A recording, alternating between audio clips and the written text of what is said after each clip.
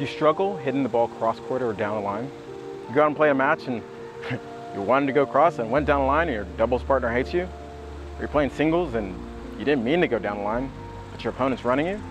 Well, this is the video you need to watch, because we're going to talk about how to make sure you're going cross court and down the line, exactly how to do it. So let's get started. The big question, how do I place the ball? And first of all, let's talk about why it's important.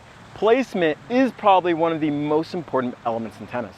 Have you ever been out and played a match, maybe against someone who's older than you? No offense if you're older, but they know what they're doing. Basically, they're more experienced than you. And you're the young guy who's running out there and they're like, I'm gonna run this poor guy. And I always hear these stories like, yeah, went out and played this couple and they were way older than us and they crushed us. It's because a lot of times they have experience to know how to place the ball. And so what placement really means, it's a way to make sure that you don't get yourself in trouble, and also can help you get out of trouble.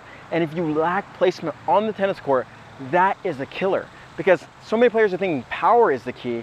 But if I had anything, I would take placement over power, because you can place the ball where it makes it really hard for your opponent to hit powerful. And that's why placement is so key, and that you should spend a lot of time focusing on how to place the ball better.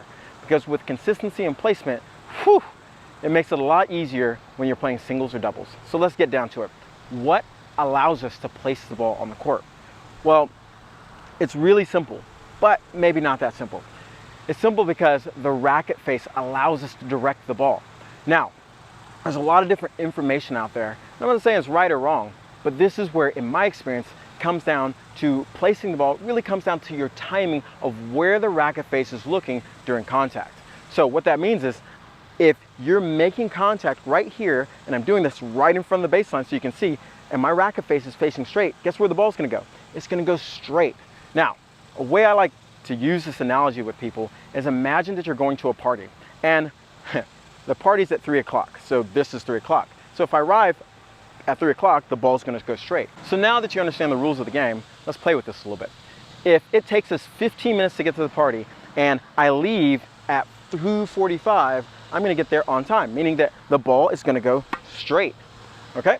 So let's say I leave at 2:30. What time am I gonna get there? I'm gonna get there early, 15 minutes early, just sit around talking to people. That's your thing? Totally fine. But here's what's gonna happen. If I start my swing earlier, instead of getting here, I'm gonna be here. Where's this looking? Cross court. And guess what? That's how you get the ball cross court. You swing a little earlier and it's gonna take it cross court. Now, if you're one of those people, maybe you have a significant other, male or female, that leaves late for everything, and you're like, well, you leave at 5 till 3, guess what? You're gonna get there later, not late. Because I hear this a lot. They're saying, well, Kevin, you're saying I'm gonna be late. This is what I consider being late, meaning that you take your stroke back, your racket back, and when you hit it, you aren't in a comfortable, strong position to hit it. This is bad, this is late. This is a comfortable position, but since I didn't leave early enough, and I actually left late, I'm gonna get to the contact later, but still in a strong position. And what I mean by strong position is, you can see where my arm is extended, and basically if I was gonna push on a wall here, it's in a strong position, compared to behind me, not in a strong position, really kind of like in a weak position where even if I was using my body, this would be uncomfortable because my hand and shoulder and arm are completely off during the timing of my kinetic chain. So that's where it would be. So if you really want to focus on timing the ball, you want to start focusing on the timing of when you start your swing to contact. And this is also why it makes it tricky. Have you ever had it where you want to go up and you just want to crush this ball and you just like haul off and you hit it really cross court? Well, guess what? You sped up the time. You turned on the gas when you got in the car. You're speeding down the road, instead of 45, you're doing 60, and you got to the contact point early when you were hitting the ball hard. So guess what? It went more cross court, probably wide. It happens to us all. So what we want to really work on is what I think of as having your speed limit, meaning that you don't see pros just randomly accelerate on every ball. They have their normal rally speed limit, okay? And then when you want to really cook up a ball, maybe hit it a little bit bigger, they also know that, hey, because I'm swinging faster, I need to adjust my timing to account for that swing faster. So if I'm gonna swing faster, I'm gonna wait longer to make sure I'm not too early, depending on what type of shot I wanna hit. Now, here's another thing. Kevin, isn't it my footwork? Isn't it my footwork that can make me get the ball where I wanna go? Well, Let's find out. So many players ask me, Kevin, does my footwork really make a difference in if I can place the ball? I'm gonna say yes and no. This is what I'm gonna be, a little facetious here. I'm gonna have my foot here, if you're yoga, get me a good tree position. I'm gonna go down the line right now. Ooh, yeah. And then I'm gonna go cross court. So what do you think? The timing's different there. Now, on the other flip side, there are stances that might help you achieve this a little bit easier. Meaning that if I step across this way, completely across, and try to hit cross court, yes, I can do that just with timing. But what I'm gonna lose by using that stance is lose the ability to use my body and create power and rotation. So yeah, I can still step like this and hit the ball cross court.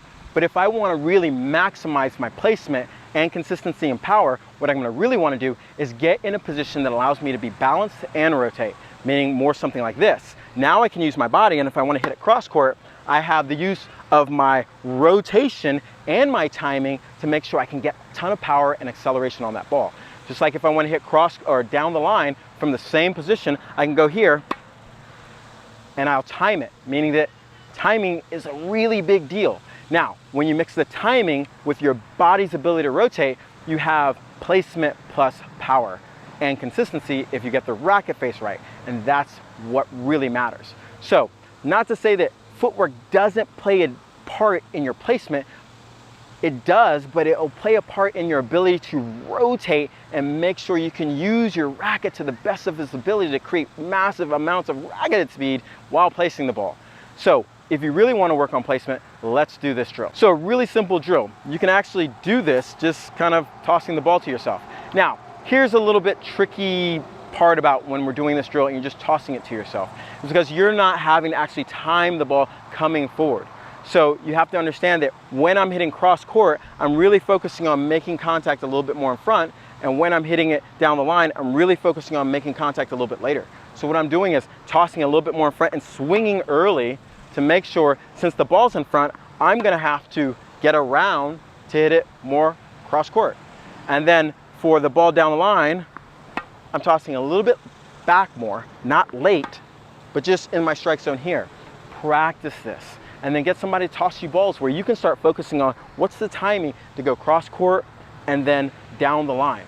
If you practice this, you'll start feeling the timing. And it's really important. One other kind of bonus thing is that your preparation. How you are able to get to your unit turn early to make sure that you have enough time to time it correctly is hugely important. I see too many players kind of run to the ball and they're trying to do the whole thing and they're like, timing sucks. Yeah, timing is gonna suck if you don't get to your unit turn early enough to make sure you have time to get the right timing for the placement you want.